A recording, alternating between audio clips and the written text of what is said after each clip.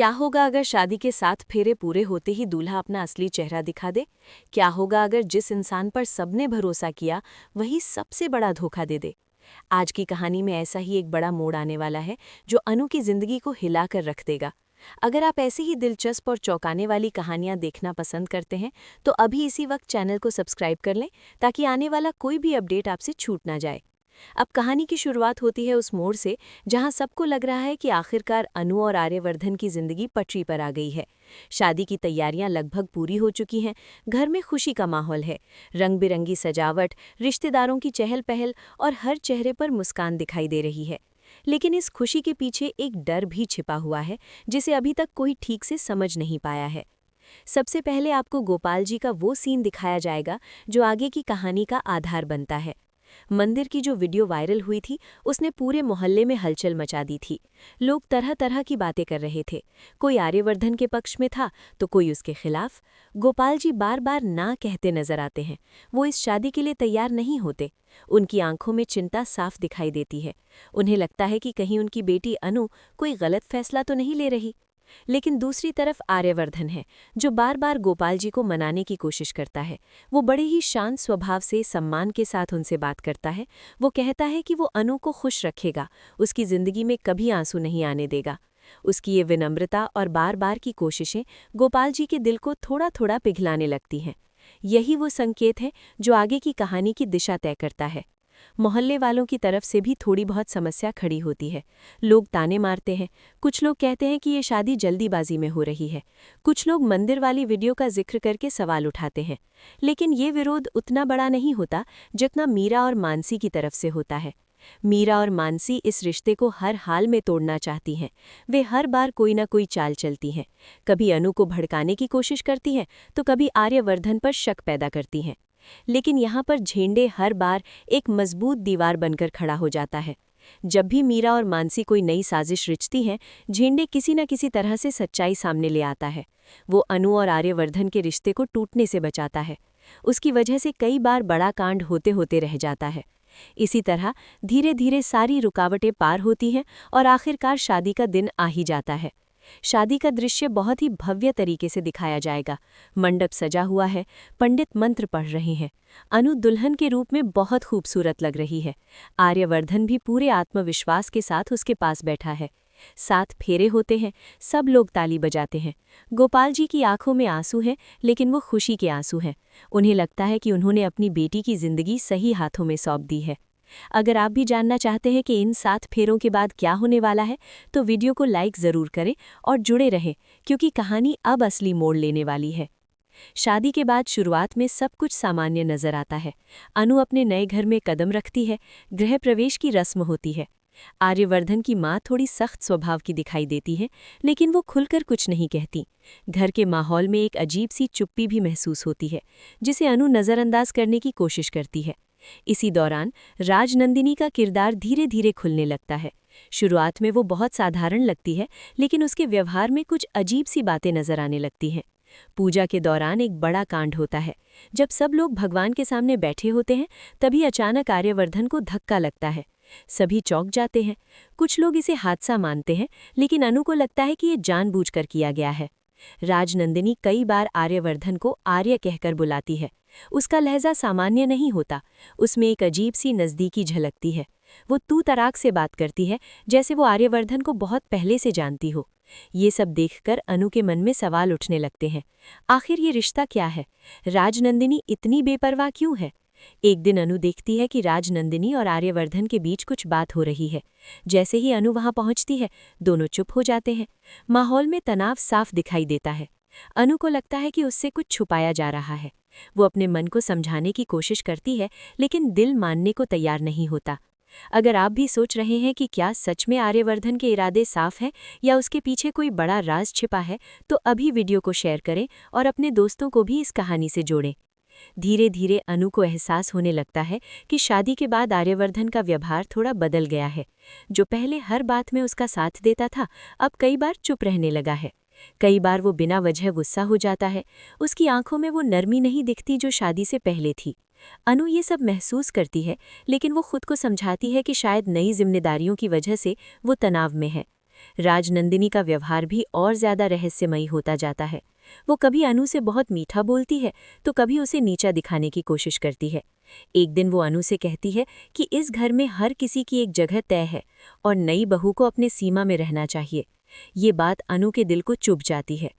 आर्यवर्धन की माँ के साथ भी राजनंदिनी की बहस हो जाती है। आवाज ऊंची हो जाती है। अनु ये सब अपने सामने होते हुए देखती है। उसे समझ नहीं आता कि आखिर इस घर में चल क्या रहा है। क्या ये सब सिर्फ संयोग है या किसी बड़ी साजिश का हिस्सा? कहानी अब धीरे धीरे उस दिशा में बढ़ रही है जहां आर्यवर्धन का असली चेहरा सामने आ सकता है। क्या वो सच में एक खलनायक के रूप में उभरेगा? क्या उसने अनु से शादी किसी मकसद से की है या फिर कोई और सच्चाई है जो अभी तक सामने नहीं आई?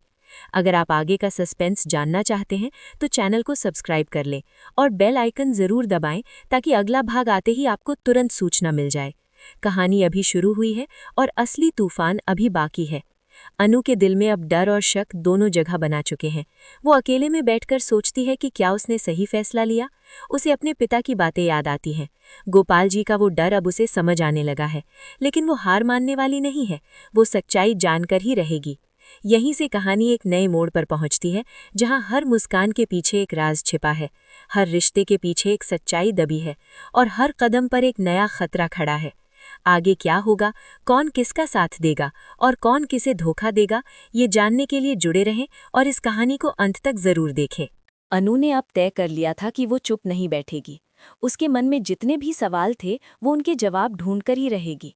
शादी के बाद कुछ ही दिनों में उसने महसूस कर लिया था कि इस घर की दीवारों के पीछे कोई ऐसी सच्चाई छिपी है जिसे जानबूझकर उससे दूर रखा जा रहा है। आर्यवर्धन का बदलता व्यवहार, राजनंदिनी की अजीब नज़दीकी और घर का भारी माहौल, ये सब कोई साधारण बात नहीं थी। एक रात अनु ने देखा कि आर्यवर्धन अपने कमरे में किसी से धीमी आवाज में फोन पर बात कर रहा है। जैसे ही उसने दरवाजा खोला, आर्यवर्धन चौंक गया और तुरंत फोन काट दिया। उसने बहाना बनाया कि वो ऑफिस की बात कर रहा था, लेकिन अनु ने साफ महसूस किया कि वो उससे कुछ छिपा रहा है। उस रात अनु को नींद नहीं आई। वो पूरी रात छत को देखती रही और सोचती रही कि आखिर वो किस खेल में फंस गई है। अगर आप भी जानना चाहते हैं कि इस खेल का असली मास्टरमाइंड कौन है, तो इस कहानी को अपने दोस्तों के साथ ज़रूर साझा करें और जुड़े रहें, क्योंकि अब परतें एक-एक करके खुलने वाली हैं। अगले दिन घर में एक छोटी सी पूजा रखी जाती है। सभी लोग इकट्ठा होते हैं। माहौल सामान्य दिखाने की कोशिश की जाती है, लेकिन पूजा के दौरान फिर एक अजीब घटना होती है। आर्यवर्धन अचानक चक्कर खाकर गिरने वाला होता है। तभी राजनंदिनी उसे पकड़ लेती है। वो घबराकर उसे आर्य कहकर पुकारती है, जैसे कोई बहुत करीबी व्यक्ति पुकारता है। उसके चेहरे पर डर कम और अधिकार ज्यादा नजर आता है। अनु ये सब देख रही होती है। उसके मन में सवाल और गहरे हो जाते हैं। वो सोचती है कि आखिर राजनंदिनी का आर्यवर्धन से क्या रिश्ता है, वो उसे इस तरह क्यों बुलाती है, और सबसे बड़ी बात, आर्यवर्धन कभी उसे रोकता क्यों नहीं। धीरे धीरे अनु को कुछ पुरानी तस्वीरें मिलती हैं जो स्टोर रूम में रखी होती हैं। उन तस्वीरों में आर्यवर्धन और राजनंदिनी साथ दिखाई देते हैं। दोनों की उम्र कम लग रही होती है। उनकी मुस्कान में एक अलग ही अपनापन नजर आता है। ये देखकर अनु के पैरों तले जमीन खिसक जाती है। उसे लगता है कि उससे बहुत बड़ा सच छुपाया गया है। अगर आप इस सच्चाई को जानने के लिए उतने ही उत्सुक हैं जितनी अनु है, तो वीडियो को लाइक जरूर करें और आगे की कहानी के लिए जुड़े रहें। अनु हिम्मत जुटाकर आर्यवर्धन से सीधे सवाल करती है। वो तस्वीरें उसके सामने रख देती है और पूछती है कि ये सब क्या है। आर्यवर्धन पहले तो गुस्से में आ जाता है। वो कहता है कि अनु को उसके अतीत में झांकने का कोई हक नहीं है। उसकी आवाज़ में वो नरमी नहीं थी जो शादी से पहले थी। ये वही पल है जब अनु को एहसास होता है कि शायद उसने जिस इंसान से शादी की वो वैसा है ही नहीं जैसा उसने सोचा था। राजनंदिनी भी बीच में आ जाती है। वो अनु को ताना मारते हुए कहती है कि हर किसी का एक अतीत होता है और उसे कुरेदना अच्छी बात नहीं है। उसके लहजे में चुनौती साफ सुनाई देती है। अब अनु समझ चुकी होती है कि ये सिर्फ अतीत की बात नहीं है, बल्कि कोई ऐसा रिश्ता है जो अभी भी जिंदा है। उधर गोपाल जी को भी कुछ अजीब सा महसूस होने लगता है। वो अपनी बेटी की आवाज़ में छिपी बेचैनी पहचान लेते हैं। वो उससे पूछते हैं कि सब ठीक है या नहीं। अनु पहले तो उन्हें कुछ नहीं बताती, क्योंकि वो उन्हें परेशान नहीं करना चाहती, लेकिन एक दिन उसका सब्र टूट जाता है। वो अपने पिता को सारी बातें बता देती है। गोपाल जी ये सुनकर हैरान रह जाते हैं। उन्हें अपने फैसले पर पछतावा होने लगता है, लेकिन वो अपनी बेटी को कमज़ोर नहीं पड़ने देते। वो उसे हिम्मत देते हैं और कहते हैं कि अगर सच्चाई कड़वी भी हो तो उसे सामने लाना ज़रूरी है। अगर आप चाहते हैं कि अनु इस लड़ाई में जीते तो अभी इस कहानी को शेयर करें और अपने विचार ज़रूर बताएं। अब कहानी में एक और बड़ा मोड़ आता है। झंडे को भी कुछ सुराग मिलते हैं। उसे पता चलता है कि राजनंदिनी और आर्यवर्धन पहले किसी बड़े प्रोजेक्ट में साथ काम कर चुके हैं। उस दौरान दोनों के बीच काफ़ी नज़दीकी थी। कुछ लोगों का कहना था कि दोनों शादी भी करने वाले थे, लेकिन अचानक कुछ ऐसा हुआ कि दोनों अलग हो गए। अनु को जब ये बात पता चलती है तो उसका दिल टूट जाता है। उसे लगता है कि शायद आर्यवर्धन ने उससे शादी सिर्फ किसी बदले या योजना के तहत की है। क्या ये शादी सिर्फ एक दिखावा थी? क्या अनु सिर्फ किसी खेल की मोहरा है? इसी बीच घर में एक और कांड होता है। आर्यवर्धन की माँ और राजनंदिनी के बीच तीखी बहस हो जाती है। बहस में कुछ ऐसे शब्द निकल जाते हैं जो छिपे हुए राज की ओर इशारा करते हैं। राजनंदिनी गुस्से में कह देती है कि उसे इस घर से दूर नहीं किया जा सकता क्योंकि उसका भी इस घर पर हक है। ये सुनकर अनु सन्न रह जाती है। अब अनु को समझ आ जाता है कि मामला सिर्फ प्यार और अतीत का नहीं है, बल्कि संपत्ति और अधिकार का भी है। शायद इस शादी के पीछे कोई बड़ा स्वार्थ छिपा है। अगर आप इस रहस्य की आखिरी परत तक पहुंचना चाहते हैं तो चैनल को सब्सक्राइब करें और अगली कहानी का इंतजार करें, क्योंकि असली खुलासा अभी बाकी है। अनु अब मजबूत हो चुकी है। वो रोती नहीं है, वो टूटती नहीं है, वो चुपचाप सबूत इकट्ठा करने लगती है। वो राजनंदिनी की हर हरकत पर नजर रखती है। एक दिन वो देखती है कि राजनंदिनी किसी वकील से मिल रही है। वो चुपके से उनकी बातचीत सुन लेती है। बातचीत में संपत्ति के कागज और पुराने समझौते का जिक्र होता है। अब सब कुछ साफ होने लगता है। राजनंदिनी चाहती है कि वो इस घर और बिजनेस में अपनी हिस्सेदारी साबित करे, और शायद इसी वजह से वो अभी तक आर्यवर्धन के करीब है। लेकिन सबसे बड़ा सवाल ये है कि आर्यवर्धन किसके साथ है? कहानी अपने सबसे बड़े मोड़ पर पहुंच चुकी है। अब अनु को फैसला लेना है। क्या वो इस रिश्ते को बचाने की कोशिश करेगी या सच्चाई सामने लाकर सब खत्म कर देगी?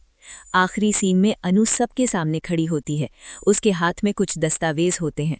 उसकी आवाज़ में डर नहीं, आत्मविश्वास होता है। वो कहती है कि अब समय आ गया है कि हर राज सामने आए। आर्यवर्धन उसके सामने खड़ा है, लेकिन इस बार अनु की आंखों में आंसू नहीं, आग है। यहीं पर कहानी रुकती है, एक बड़े सवाल के साथ। क्या आर्यवर्धन सच में खलनायक है, या वो भी किसी और के जाल में फंसा हुआ है? क्या अनु इस साजिश को तोड़ पाएगी? आगे की सच्चाई जानने के लिए जुड़े रहें। कहानी को लाइक करें, अपने दोस्तों के साथ शेयर करें और अपनी राय ज़रूर दें, क्योंकि ये कहानी अभी ख़त्म नहीं हुई है। असली तूफान अब आने वाला है।